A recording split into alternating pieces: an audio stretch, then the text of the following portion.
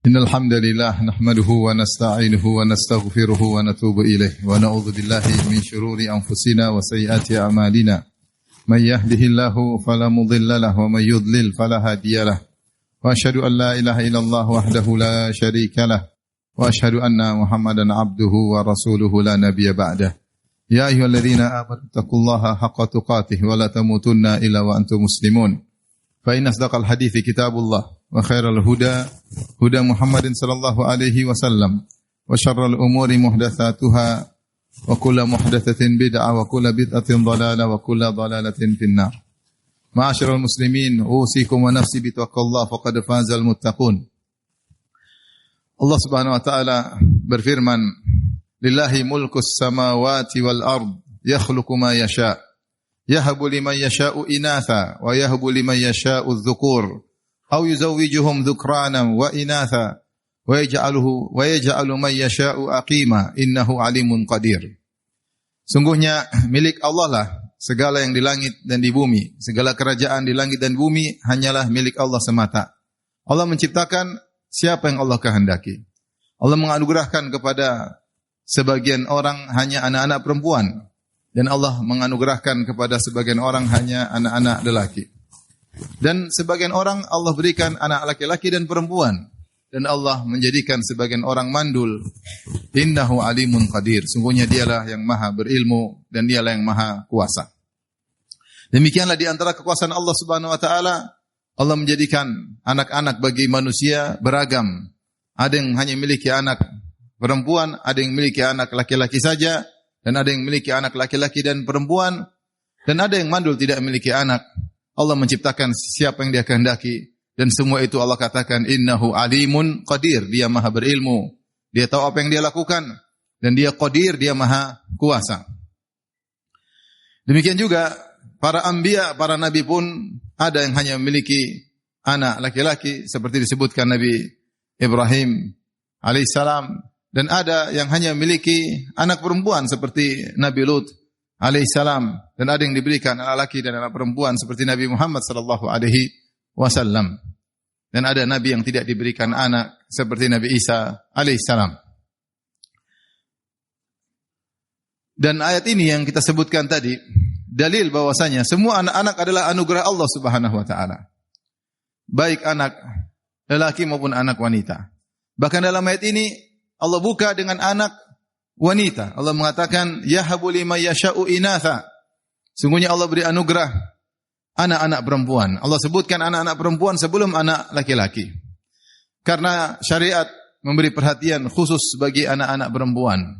Terlebih lagi di zaman jahiliyah, anak-anak perempuan dicampakkan, dihinakan, bahkan dikubur hidup-hidup. Oleh karenanya banyak dalil yang menyebutkan tentang keutamaan mendidik anak-anak perempuan lebih daripada milik anak-anak laki-laki. Kenapa? Karena laki-laki mereka bisa ngurus diri mereka sendiri. Mereka bisa langsung berinteraksi dengan orang lain.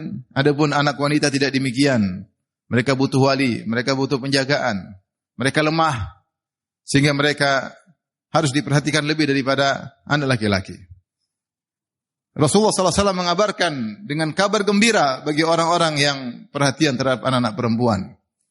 Dalam banyak hadis, di antaranya sabda Nabi sallallahu alaihi wasallam, "Man 'ala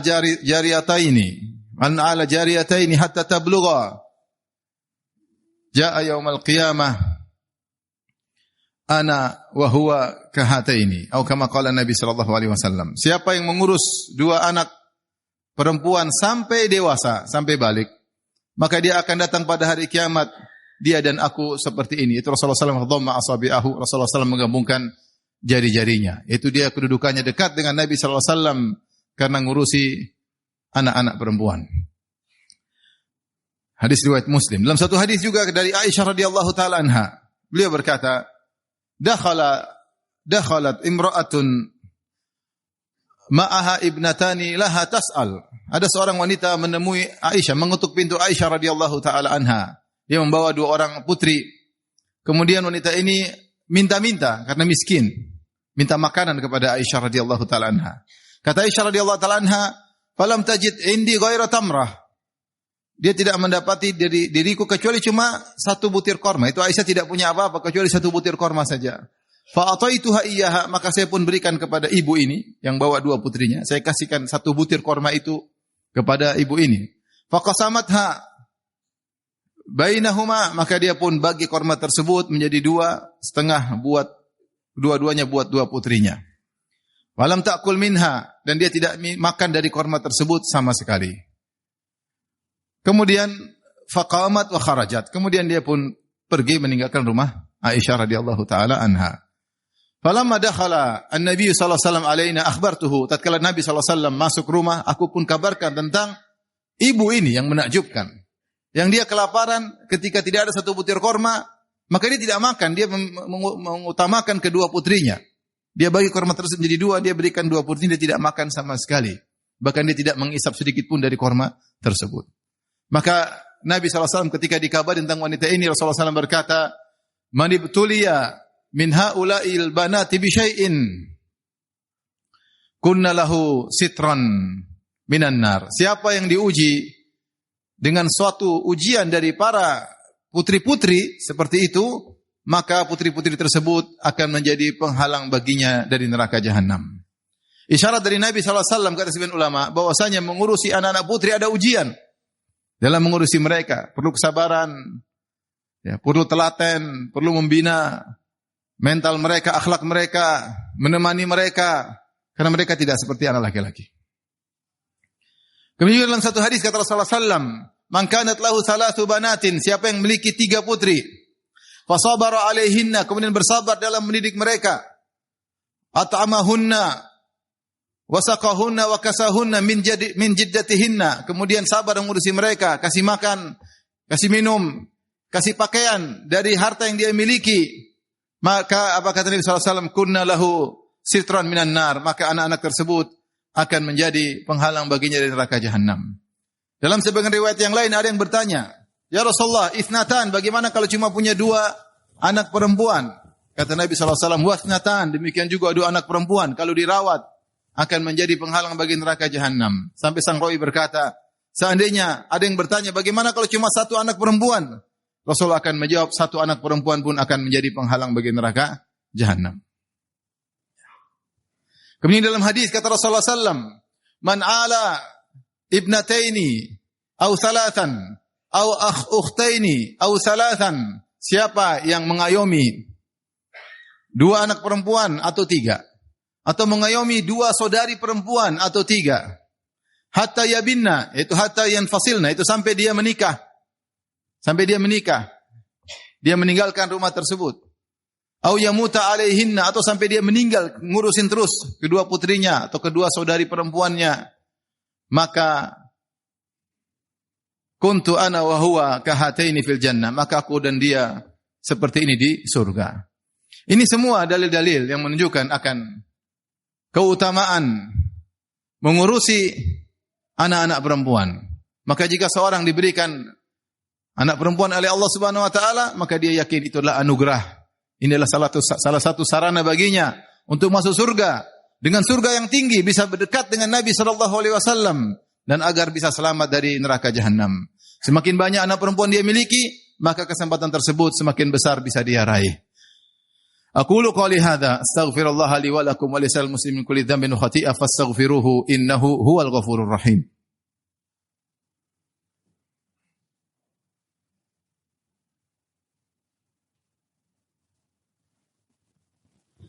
Alhamdulillahi ala ihsanih wa syukru lahu ala taufiqihi wa amtinanih wa asyhadu an la ilaha illallah wahdahu la syarika lahu ta'ziman li sya'ni wa asyhadu anna Muhammadan abduhu wa rasuluhu da'ila ridwanih. Allahumma salli alaihi wa ala alihi wa ashabihi wa ikhwani. Ma'asyiral muslimin, orang-orang jahiliyah dahulu, yaitu sebagian kabilah mereka, benci dengan anak-anak perempuan.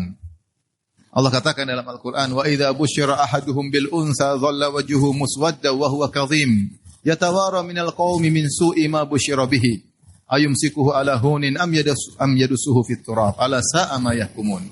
Jika salah seorang dari mereka diberi kabar gembira atau diberitahukan bahwasanya anak yang lahir adalah anak perempuan, maka mereka pun marah, mereka pun sedih. Mereka malu untuk memperlihatkan kepada kaum bahwasanya dia punya anak perempuan. Maka dia pun menyembunyikan anak perempuan tersebut. Dua yang dia lakukan. Ayumsikuhu ala hunin. Ditahan anak perempuan tersebut hidup sampai umur 7 tahun, 8 tahun kemudian baru dibunuh. Am yadussuhu fit turab, atau langsung begitu lahir langsung dibunuh. Sa'a ma yahkumun, sungguh buruk apa yang mereka putuskan. Ini kebiasaan orang jahiliyah dahulu. Mereka malu kalau punya anak perempuan. Anak perempuan hanya merepotkan kehidupan, tidak bisa disuruh mencari nafkah. Kalau ada pertempuran antara satu kabilah dengan kabilah lain hanya menjadi beban. Tidak bisa menjadi prajurit untuk membela kabilahnya. Bahkan kalau ditawan jadi masalah bagi suatu kabilah. Maka jika seorang punya anak perempuan, dia malu. Maka dibunuh sekarang atau dibunuh nanti. Demikian juga di zaman jahiliyah, kalau ada yang menikah, maka sebagian berdoa dengan berkata, birrifa wal banin. Semoga kedua mempelai sinkron, saling bisa beradaptasi, saling pengertian. Wal banin, dan semoga mendapatkan anak-anak laki-laki. Maka Nabi SAW menegur, Nabi melarang doa seperti itu. Padahal doa ini isinya baik. Tetapi ternyata di balik itu ada makna yang kurang bagus. Rasulullah mengatakan, barakallahu lak wa baraka alaik wa jama'a bainakuma fi khair. Kenapa? Karena doa tersebut hanya terkait dengan duniawi. Benar, kita ingin keserasian antara mempelai laki mempelai wanita, tapi tidak ada di situ keberkahan. Yang kedua hanya disebut anak laki-laki, birrifa wal banin. Semoga serasi dua mempelai dan semoga mendapatkan anak laki-laki. Mana anak perempuan tidak disebutkan? Maka Nabi suruh mengganti doa tersebut dan Nabi melarang doa seperti itu. Diganti dengan doa yang Nabi ajarkan. Barakallahu lak. Semoga Allah berkahimu. Wa baraka alaik. Dan semoga Allah turunkan keberkahan atasmu. Wa jama'a bainakuma fi khair. Dan semoga Allah mengumpulkan kalian berdua dalam kebaikan. Ma'asyiral muslimin. Meskipun di zaman sekarang mungkin kita tidak temukan ada orang Islam membunuh anak perempuannya. Tetapi kebencian terhadap anak perempuan masih menjalar di hati-hati sebagian kaum muslimin.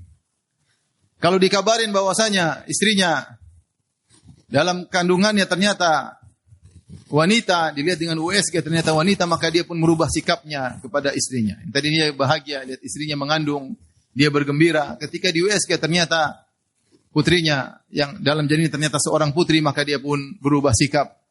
Dia tidak begitu bergembira, dia ada rasa kecewa.